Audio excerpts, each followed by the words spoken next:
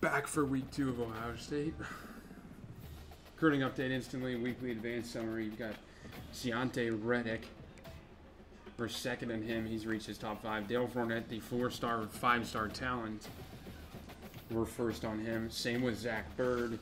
AJ Campbell, we're first on him. We're first on 5-star talent Tarquin Hodges, a power back. We're second on Kari Blunt. First on 5-star talent Jalen Childers. Second on Doug Miltree. First on George Swift. Dennis Gibbs, we're up there for. Montrell Bromell, the number 2, excuse me. Number 1 corner on our board. We're first on a bunch of 5-star talents. We're also first on 70 hours somewhere. George McGooligan, down to 3 Big Ten schools, really. He's not entered as top 5 or top 3, but there's only 3 interests in the number 3 player in the country. We're going to do against Western Michigan. At home, this is another easy game for the Bucs. Kojo back to return. He had a very good return to start our game last week. And Kojo is going to have a very good return again. Kojo Antwi is going to go to the crib. Punt return touchdown for Kojo Antwi. Electric start. 6-0 Bucs. And we throw a pick 6.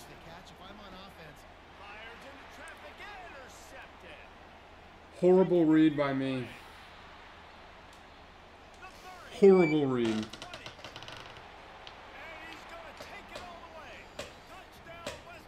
Oh, that's a just awful read.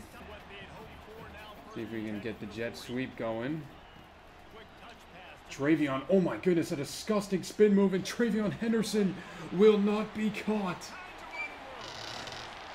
Beautiful answer. Travion Henderson. Make a move. Travion Henderson breaks free for a touchdown. It's his game. Hit our superstar receiver a lot this year. We'll give it to him, and Emeka Egbuka is in for his first score of the year.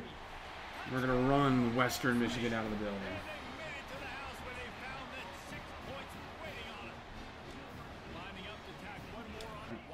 I'm going to draw out of that.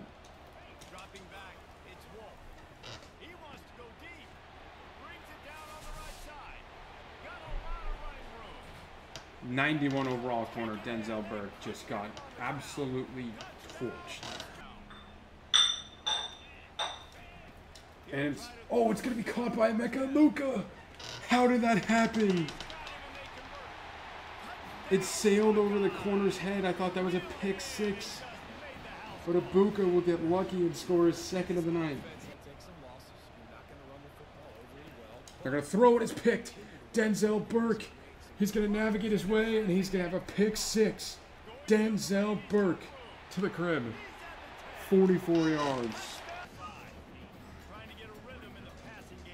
Turbo back to Emeka Egbuka.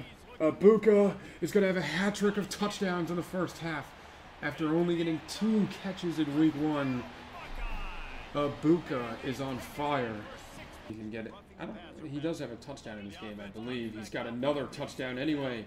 Jeremiah Smith into the end zone. That's not a passing touchdown.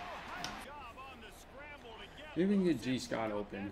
Or if G. Scott pulls the safety, we'll get it.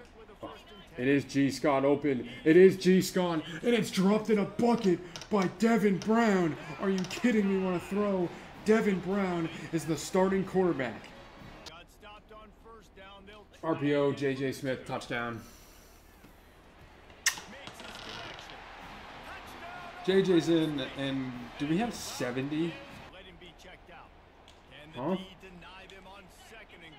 Oh, you just missed the hole.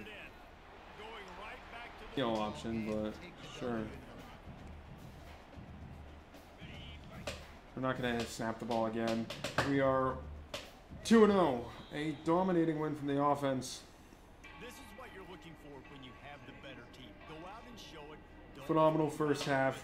Go out and play to a standard Player of the game is Devin Brown, 500 yards, 7 touchdowns. He did throw 2 picks. I threw 2 picks. There were 2 bad reads, but 74% completion percentage is pretty good. He didn't miss any throws or anything. In the pass game, Devin Brown was absolutely phenomenal. 32 completions out of 43 attempts, 508 yards, 7 touchdowns. We got to get those picks down. That's on me, though. Rushing-wise, only 3 carries for Quinshon Judkins. Crazy. 11 carries for Travion Henderson and a touchdown. James Peoples had more carries than Quinshon. You may not be happy about that. Carnell Tate, another phenomenal game. He's got 120 yards in this game, too. Travion Henderson had 100 yards. Quinshon Judkins had 120 yards receiving. Jeremiah Smith taxed on another 2 touchdowns.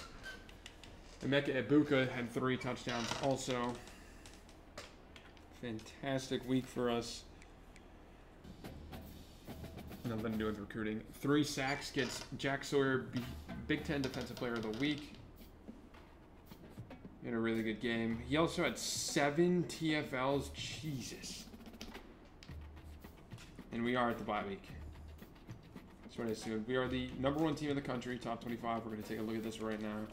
Michigan is #2 as they beat Texas by 1 at home. Boy, is that going to be a game. The top 3 teams all play each other. So this will definitely change. The only undefeated teams left in the country after week 2, Ole Miss, undefeated ranked teams, that is. Alabama is still undefeated.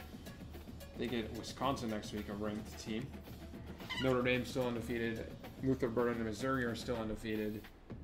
Man, seeing Texas and Georgia falling early. Georgia is more shocking because they didn't play anyone.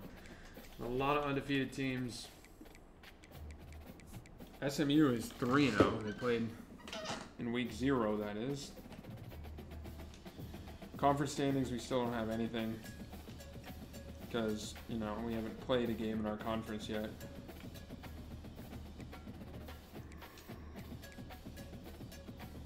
But if we look at the schedule, we get Marshall next week, then we get our conference games, Michigan State, Iowa, 3:30 start time for Oregon, and boy, is this a game. Penn State is 0-2. Northwestern is our only primetime game. We're going to switch up uniforms here soon. We're not going to wear anything special for the Marshall game. But let's figure out recruiting for this end of the bye week and end of episode number 2. McGooligan, we get locked out of Uzama, so we're going to take him off. We're closing in. Can we pitch anyone? We can't pitch McGooligan yet. We could take a gamble and pitch AJ Campbell, but that rhymed. But we're not going to. Can we actually pitch anyone yet? We can pitch Keelan Baguette. We're also going to start scheduling visits too. We're going to hard sell championship contender, conference prestige, and proximity to home. That's going to be the conference spotlight one, and we're also going to continue to DM him. And we're also going to schedule some guys for some visits. We're going to schedule McGooligan. We're going to have the balls to do it. McGooligan is coming to the Michigan game. We're going to have Keelan go with him once we're available to. I always do that. I've done it like 5 times. I get lost recruiting.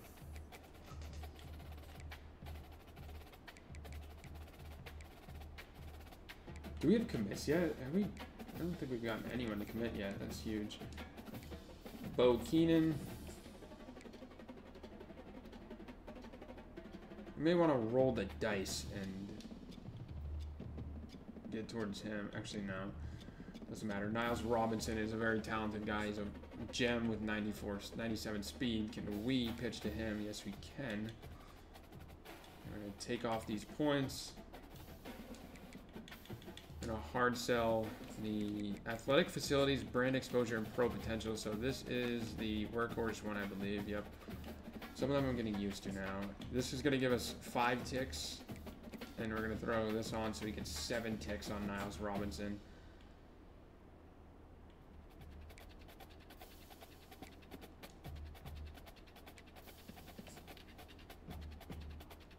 Can we pitch to anyone else? I wish I could sort by, like, you know, people I'm actually putting shit into. We could definitely pitch to him. Nope, we can't. Can be pitched to anyone else. This is what you gotta wait for your pitches. We're gonna be able to get a pitch on him, and it's gonna be that pro playing style one, but I don't want to roll the dice. I'd rather just wait. Be 100% sure. How have we gotten the 2 ones for Kane McSwain? We're gonna throw 25 points at him. Why not? He's a very talented receiver.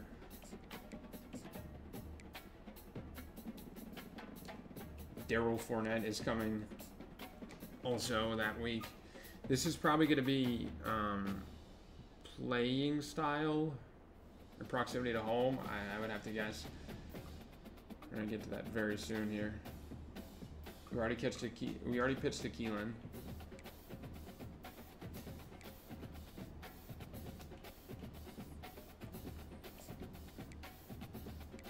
I think we're going to roll the dice here.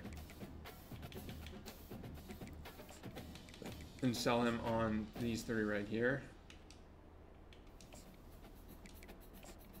I'm gonna do that. It's gonna take away our final stuff.